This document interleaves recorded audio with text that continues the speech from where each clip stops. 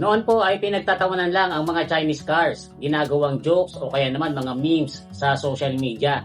Pero ngayon po ay hindi na biro at undeniable na ang effect nila, especially ng BYD sa mga veteran or mga legacy car brands. Kahit nga mismo ang Toyota na number 1 sa buong mundo ay nababahala sa pinatutunguhan ng automotive industry. For so long ay komportable ang Toyota sa number 1 spot. Sila ang best-selling car brand sa buong mundo. Kilala sila bilang matibay, dependable at quality ang mga produkto. Matindi ang disiplina nila pagdating sa car manufacturing.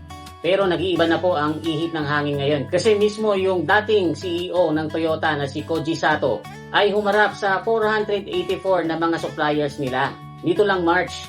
At ang sabi niya po ay kung hindi sila magbabago ay hindi sila makakasurvive.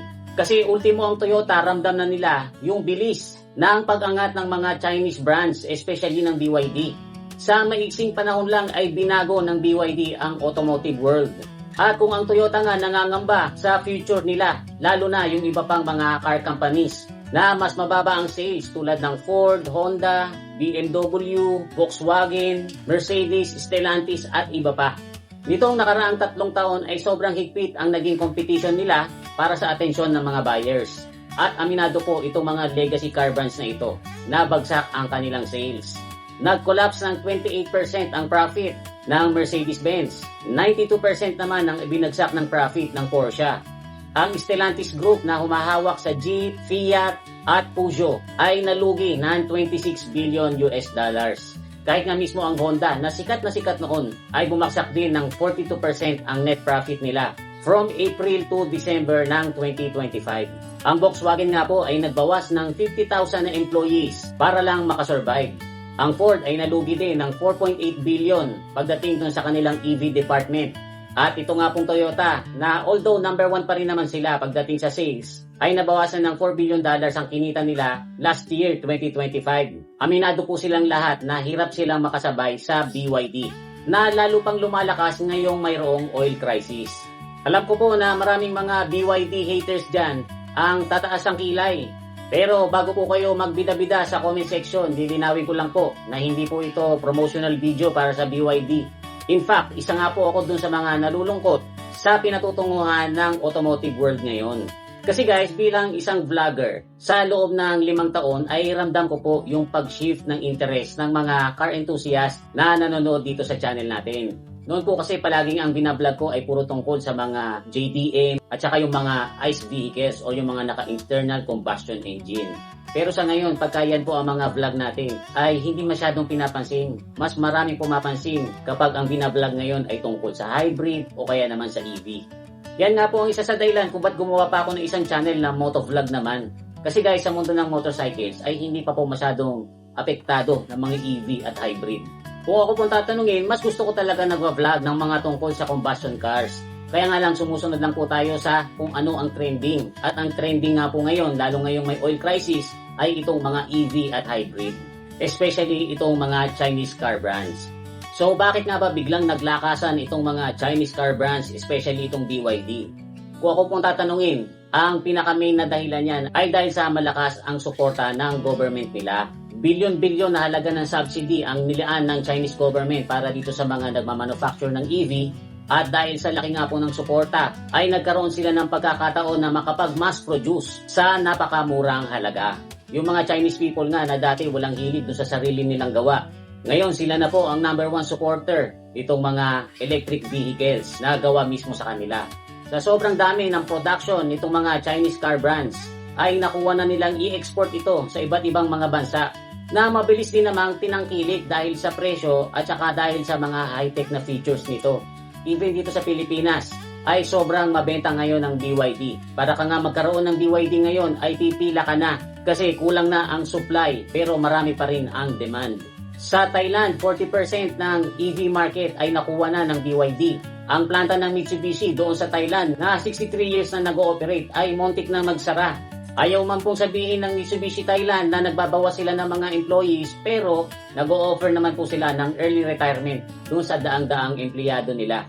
Even ang planta ng Mazda doon sa Thailand ay 30% ang ibinagsak ng production nila. Sa Singapore kung saan napakamahal ng sasakyan, 1 out of 5 na nabentang sasakyan doon last year ay BYD. Noong 2024 naman, naging number 1 ang BYD sa Malaysia. Pero buti na lang itong Malaysia ay may sarili silang car brand na Proton. Naglabas po ang Proton ng EV nila na tinatawag na E-Mass 7. I-release po yan last year at yan po ang naging number 1 doon. Kaya naging number 2 naman ng BYD last year.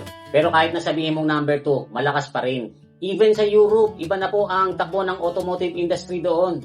11% ng total sales doon ay nakuha na ng mga Chinese brands. Sa Brazil naman, 72% ng EV market ay nakuha na ng BYD. Hindi lang yon, naglagay pa mismo sila ng planta nila doon. Sa ngayon po, malapit nang matapos ang BYD factory sa Java, Indonesia. At bago po magtapos ang taong 2026 ay magsisimula na ang production dyan. Kaya hindi po nakakapagtaka na kahit ang Toyota ay nababahala para sa kanilang survival.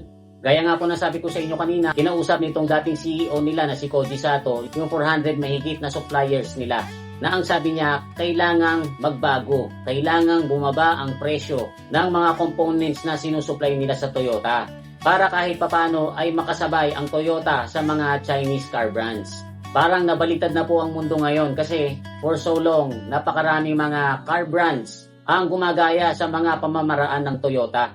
Tapos ngayon, ang Toyota naman ang napipilitang gumaya sa pamamaraan ng BYD. Pero sa palagay ko naman guys, ay hindi basta-bastang mapapatob or malulugi itong Toyota. Kaya nga lang possible na sa mga susunod na taon ay baka maalis sila sa pagiging number 1. Tapos yung iba naman mga mas maliliit na car manufacturers, sila naman yung mga nanganganib na hindi makasabay at saka malugi. Kasi tingnan nyo naman guys, paano nyo nga naman tipigilan ang pag-unlad ng BYD? Kasi ang Toyota, inaabot pa nilang makiusap dun sa mga suppliers nila na babaan yung presyo ng mga components na i-deliver sa kanila. Samantalang itong BYD, hindi na nila problema ang battery, ang motor, ang mga chips kasi mismong BYD na ang nagmamanufacture niyan. Yun naman mga ibang materyales na kakailanganin ng BYD na sinusupply sa kanila ng ibang mga suppliers ay napakahaba ng terms. Kaya nakakapag-mass produce talaga itong BYD. Pagkatapos sa China, napakamura pa ng labor cost. At ang pinakamalupit dyan hanggang ngayon ay malaki ang subsidy na ibinibigay ng government nila sa bawat EV na ipoproduce ng mga Chinese car companies. Last year nga lang po ay umabot sa 12.5 billion yuan or katumbas ng $1.7 billion ang subsidy na ipinamigay ng Chinese government.